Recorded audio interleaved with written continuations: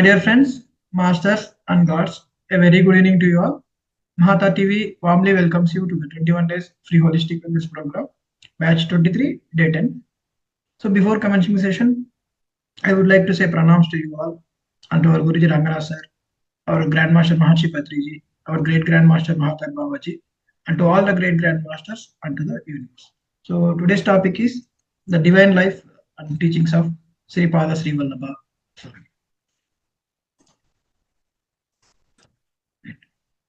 So, taking the blessings and going to the divine feet of Sri Pada Sri Vallabha Swami, I will start the topic, masters.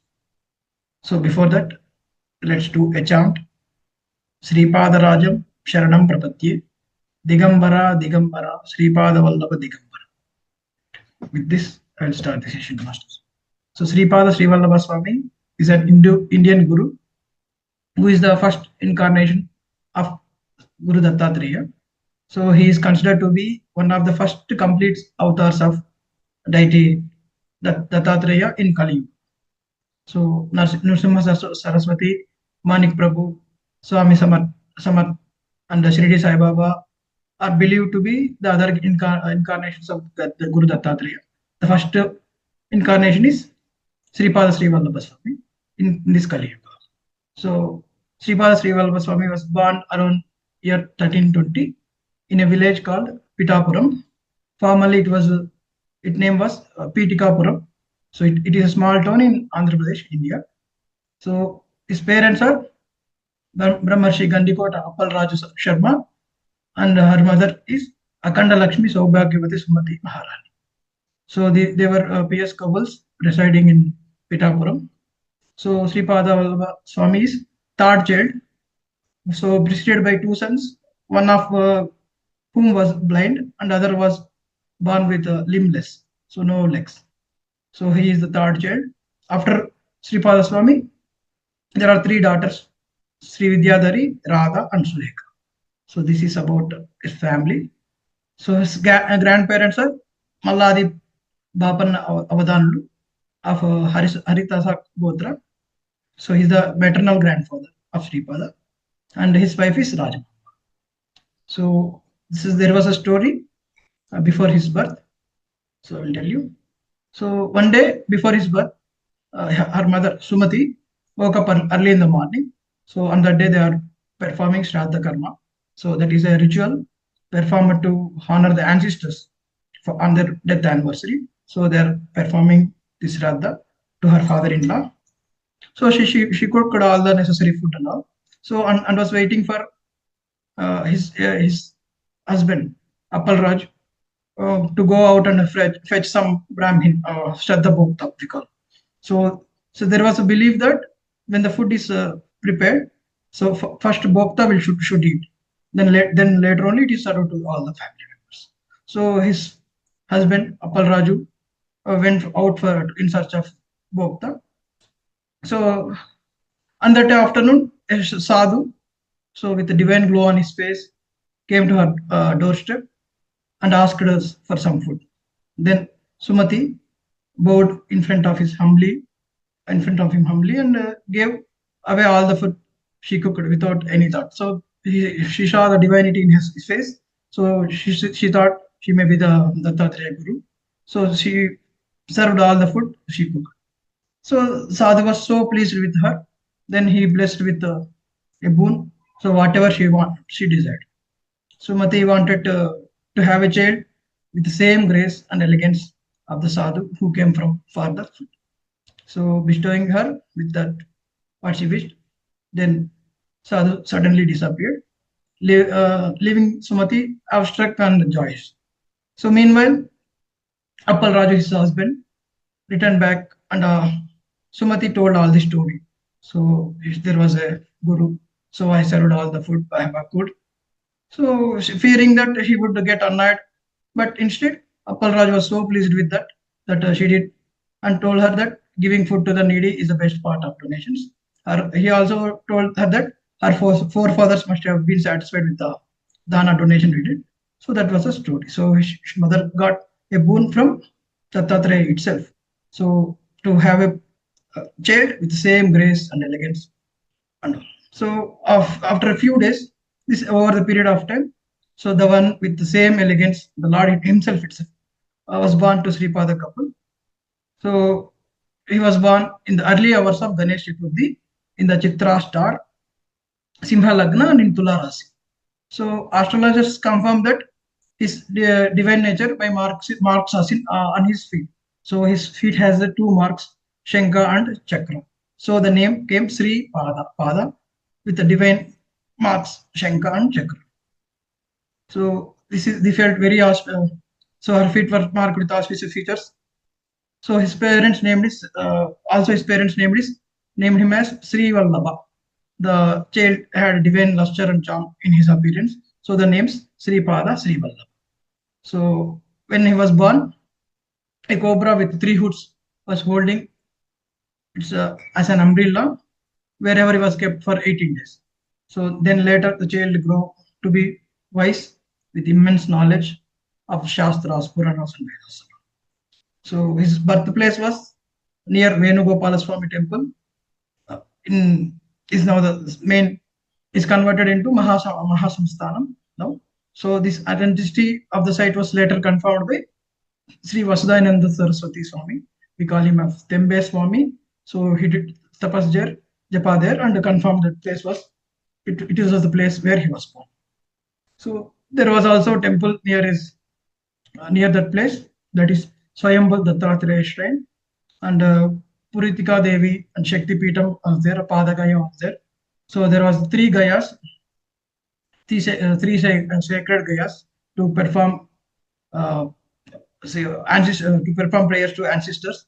So one is Shiro Gaya, that head Gaya, Nabi Gaya, that is middle Gaya, and Pada Gaya. This was the place where Sri Pada Vallabha was born. Pada Gaya we call it as. So these are the places good for performing pujas to ancestors. And when he turned out to be 16 years, Sri Pada Vallabha parents thought of his marriage. So when Vallabha came to know about this, he explained this, that his parents, that the purpose of his birth was not to have marriage and all. So there was something other, to go out and find the truth and to serve the world. So recollecting Vallabha's Jataka horoscope and all, so they confirmed that it was already written that he was born to be aesthetic. So his parents allowed him to go, but the other two childs were one with the blind and other have no legs, right? So in order to continue this family tree, so he begged him. So before leaving, he touched his brothers. So he blessed blind brother with sight and a legless brother with legs. So his parents were very joy and boneless on seeing the other two children back to normal. So they blessed their son Sri Vallabha with heavy hearts and joyous tears in there and bade him goodbye. From there he went to Kashi, Badrinath, and places like Gokarna. There he stayed for 3 years. Then later returned to Srisailam, Srigiri, they called in those days. So there he lived for 4 months. From further he moved to Nivritti Sangam. From there he returned to Kurvapur, island near Krishna River, that is the border of Karnataka and Andhra Pradesh. He settled there for his future, for his life there. So there in the Krishna River nearby, he used to do bath every day.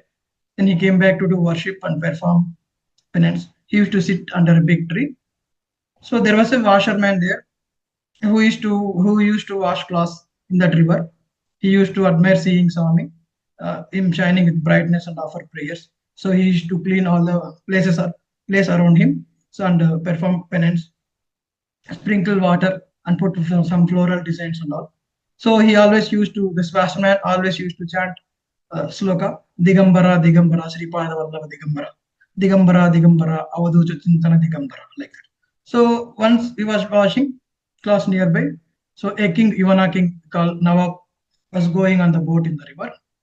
So when the king and his wife was going on the boat, so he is a king, right? So his followers were following him with varieties of food and all and other pleasurable things. Seeing that, this washerman forget to chant that mantra and stared at him in amazement. So he thought to himself that what a life this king has. Life should be like that. So look at me. Since birth, I have been doing only this hard work.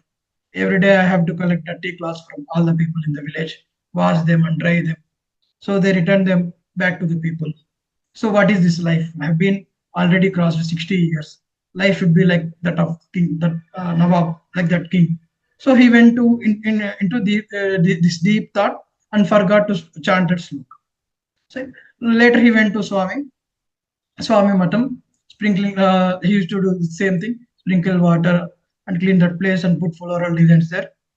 Then Sripada Swami asked him, "What do you want to be rule kingdom? So do you want to be king?"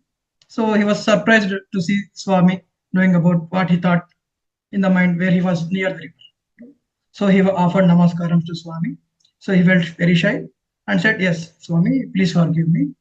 Then where is there to pardon in it? You have been working very hard since childhood, so you won't get this desire to enjoy comforts. So and Swami, all right, do you want to rule kingdom in this lifetime or next life? So the washerman said, I have already crossed 60 years, so there is nothing left in this age, in this incarnation. So I want to be king in the next life. So please give me birth as a king in my next life, he said. Then Swami said, Tadastu, in your next life, you will be born as a king and you will rule the kingdom. So you will enjoy all the comforts and all. So what you have missed in this life. So then he got enlightened and asked, Oh Swami, please forgive me. So when you asked for me a boon, I instead of asking for your association in my next life, I asked for kingdom and all. So what a fool I am. Like that he said. So I don't want any kingdom and all. I want your association. So please grant me with your shelter and association. He begged. So that is enough for me. No need of kingdom and all. So he got enlightened with that words. Then Swami says, no problem. In the other incarnation, at that time you will enjoy my association. Then you will so there will be time for that. You will come to my presence and you will get notice. You will enjoy that. So he asked, how will I know that in that night that I served Sripada Valva Swami and whatever I enjoy in the next life is because of your mercy. Swami says he will remember when the right time comes. So he blessed with the boon and said Narayana. Then he sent simple. Later, the washerman died in a few days. And so later another incident happened in Kuruvapuram. So there lived a Brahman there. He was a very big scholar. He has a wife by name Ambika. So they had a son. So unfortunately, he was feeble-minded. How much ever they tried to teach him, he couldn't learn even one sloka or pronounce anything properly. So other side, father is a very Vedic, very big scholar, Vedic scholar who has Vedas, Vedangas in his grip and all. So on the other hand, son doesn't know anything. His father tried many ways to teach him. Finally, he thought Upanayana might change him, but after Upanayana also, the pai could not even tell Gayatri Mantra also. So his father became very sad because of this and passed away, feeling sick. So his wife also became very sad. This boy doesn't know anything. So usually Brahmins take up work as a priest or worshipping and all. So because he don't know anything, even Gayatri Mantra also, so he started going for begging. So but people in the society doesn't leave anyone without hurting, right? So if they find any weakness in someone, they taunt that some person with the words and all. They torture him and with painful words. So whenever the boy went for begging, they used to say this word Pandita Putraha Paramasutaha by saying you. So they used to humiliate him. So your father died because of you. He would have at least lived if idiots like you were not born. Like that they used to criticize. So he thought, what is the need? Why do you need this life anymore? Why don't you die by drowning in the Krishna river? So people used to hurt him like this. So he tolerated people's insults. Finally, he got fed up with everything and decided to die. So his mother tells him, "Son, I am living only for you. What is my position if you die? No, mother, I can't live anymore in this society. People are insulting me very bad." And then mother said, "All right, son, don't know what sin we made. Let us both die together." She went to her son. So while they were Going to Krishna River, there was a big tree there. Under the tree, Sripada Vallabha Swami was doing japa there. So they did namaskaram to him and cried. Swami asked the lady, "What happened, Amma?" So she told everything that happened. So after listening to them, Swami said, "Don't worry, Amma. From today, you do puja daily at Pradosha time without missing. So you do this for your lifetime." Then some Swami further added, "If you do that in the next life, you will get a son like me." So she becomes very happy hearing that and said, "Swami, I will definitely do. But how can I carry the burden of with my son in this life? Then please kindly show us the solution." Then Swami called the boy to near and placed a hand over his head. So this is called Hasta Mastaka Samyukam. So if it was an extreme fortune, if some Mahatma or some sadhu, anyone places their hand on our head, so please accept it. It is called Hasta Mastaka Samyogam. So Swami blessed that by with that Hasta Mastaka Samyogam. Then he become instantly become very big scholar and started telling Vedas, Vedangas and all. Then the mother became very happy after returning home. She said to Swami, she did do Shiva Puja every day on Pradosha time for the rest of her life without even missing it. So mother did Shiva Archana. After a few years, she left her body and took birth in the place called Karanja in Maharashtra in the next incarnation. So because Swami gave her word, right? In the next life, she will have a son like him. So there is no one equal to Dattatreya Swami, he himself, right? So he was born to her in the next incarnation as Nrsimha Saraswati. That will be a different story. So let's see the Leelas Sripada Vallabha Swami did in his life. So in Pitapuram, there lived a devout Brahmin who had unfortunately earned a curse in previous life. As a result, he was destined to die young by cobra's bite. Despite his fierce nature, fear constantly haunted him. His family, knowing his fate, tried various remedies, chants, mantras, and pilgrimages and all. So, but nothing seemed to erase the shadow of the curse. So one day Brahmin came to Sri Vallabha Swami and fell on his feet, weeping that without any prior explanation from this man, Sripada looked at him with a gentle smile and said, "The snake that comes to bite you will not be an enemy today." So puzzled with this and relieved, then Brahmin returned home. That evening, while performing his daily Sandhya Vandanam, he noticed that large cobra slithering towards him. Terrified, he froze, right? But the snake did not strike him. Instead, it circled him 3 times, raised his hood in revenge, then quietly left. So later in meditation, Brahmin saw a divine vision. In his previous birth, he has harmed a sage unknowingly. So, and that snake was a sage soul seeking him revenge. So, for karmic debt, he has to repay. So that came in the form of snake. So by Sri Pada's grace, the venom of vengeance was transformed into the nectar of forgiveness. So and that karmic bond also was released without any suffering. So so for those who surrender fully, even death becomes a friend. So I will tell you another story. There was a poor lady named Sumati in that village, Pitapuram. So Sumati used to visit Sri Pada every day. So her love for him was pure, but she felt that she was very pure, but she cannot offer anything worthy. She felt very sad for that. Only flowers from the garden she can pick and she can offer to Sri Pada. One day she prayed silently, "Swami, I wish I could give you something precious, but I have nothing."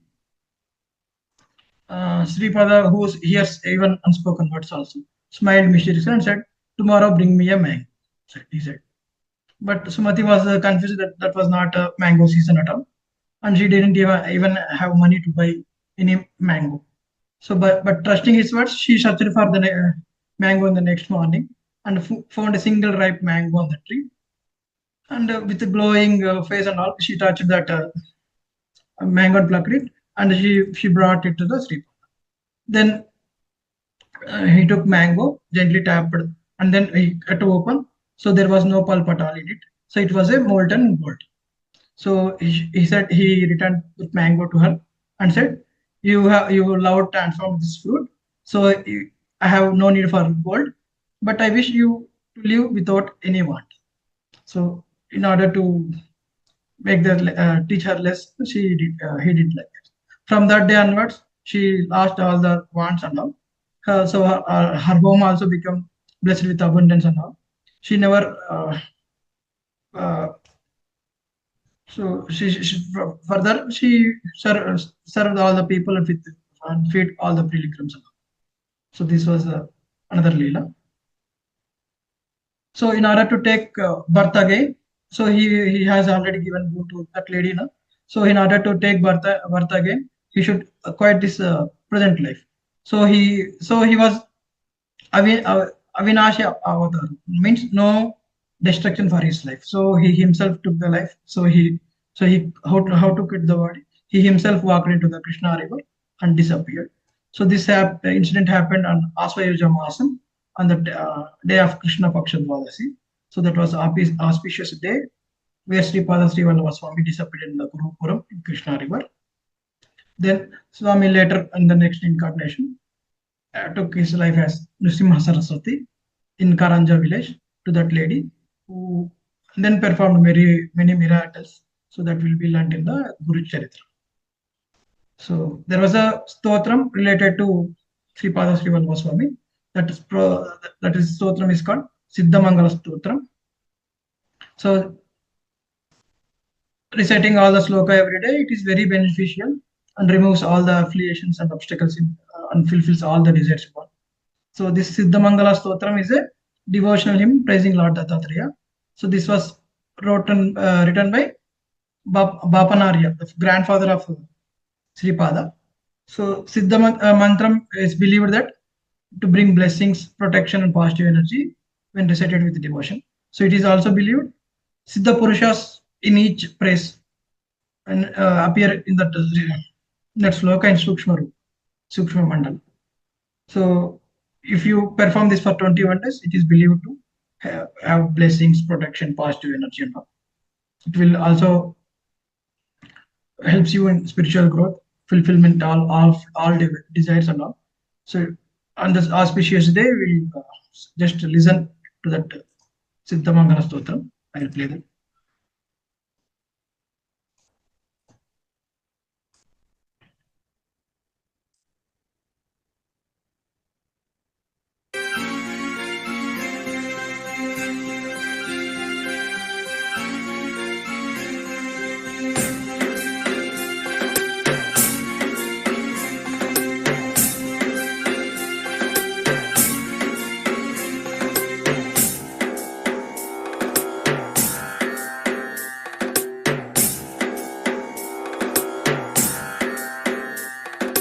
श्रीमदनन्त श्रीविभूषित अपलक्ष्मी Narasimharaja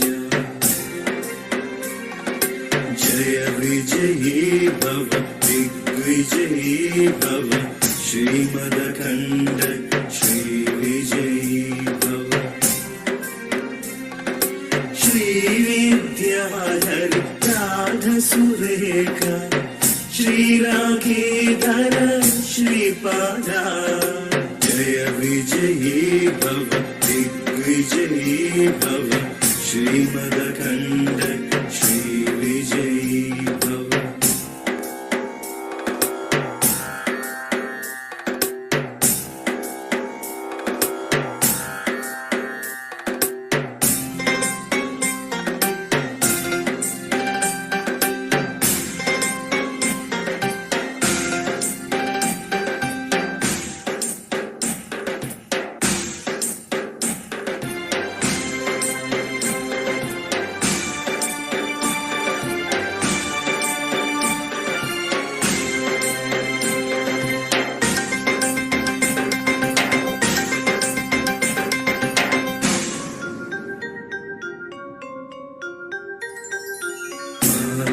सुमति वात्सल्यामृत परिपोषित जय श्रीपादा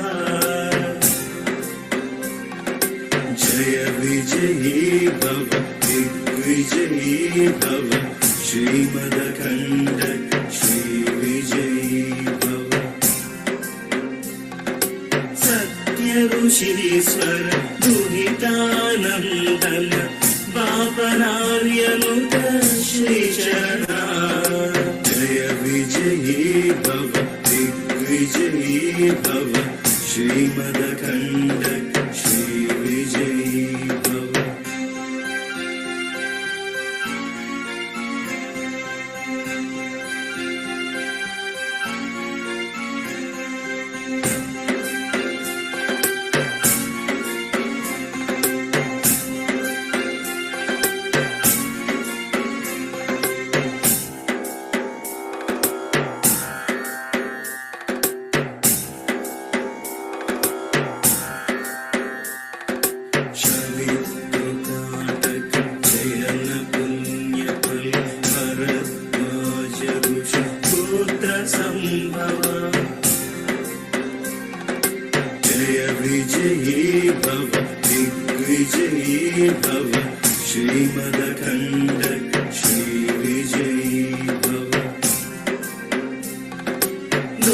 चौपाति देवलक्ष्मी गंग संख्याबोधित श्रीचरणा जय विजयी भव दिग्विजयी भव श्रीमदखण्ड श्रीविजयी भव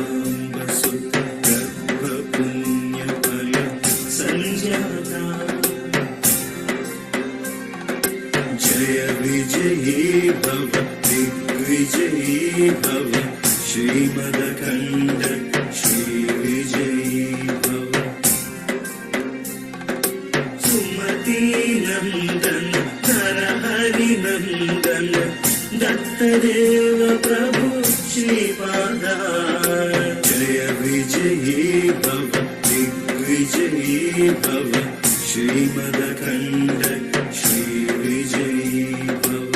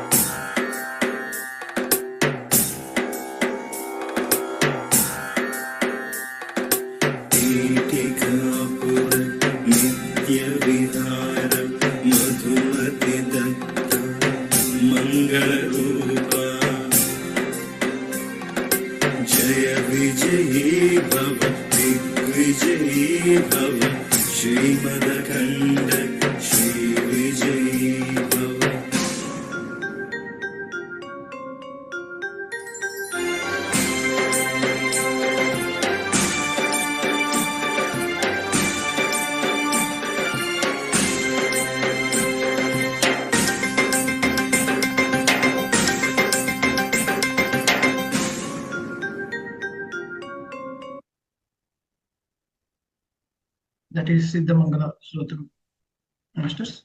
So with this I will conclude. If you want to add any experience or anything, you can, masters. Please raise your hand. I will unmute you.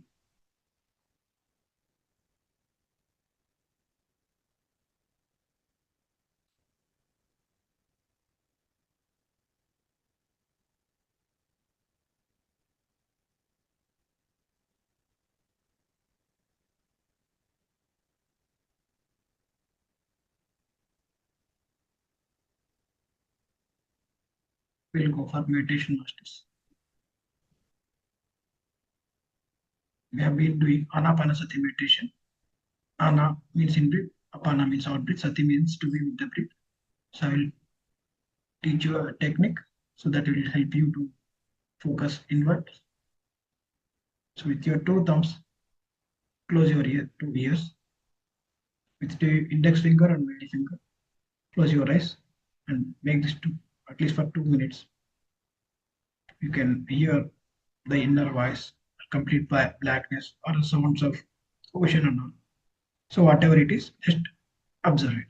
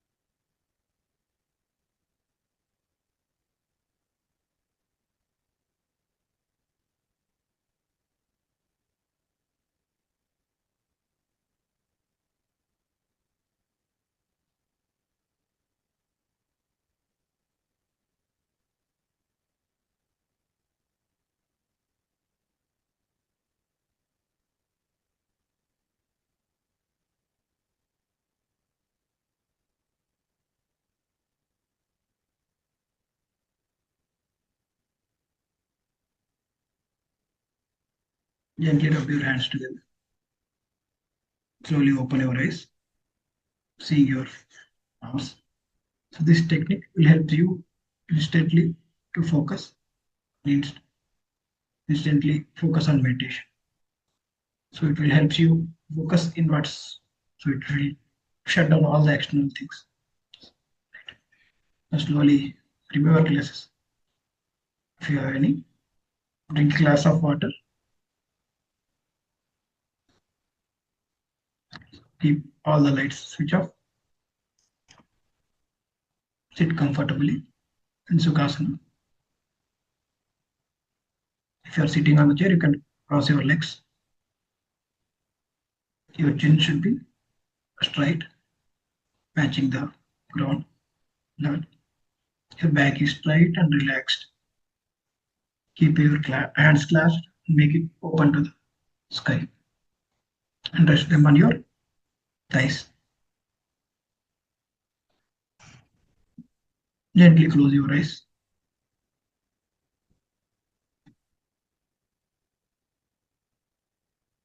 May the divine energy of Sripada Sri Vallabha Swami here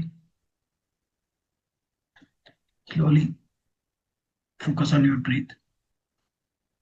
Inhale and exhale.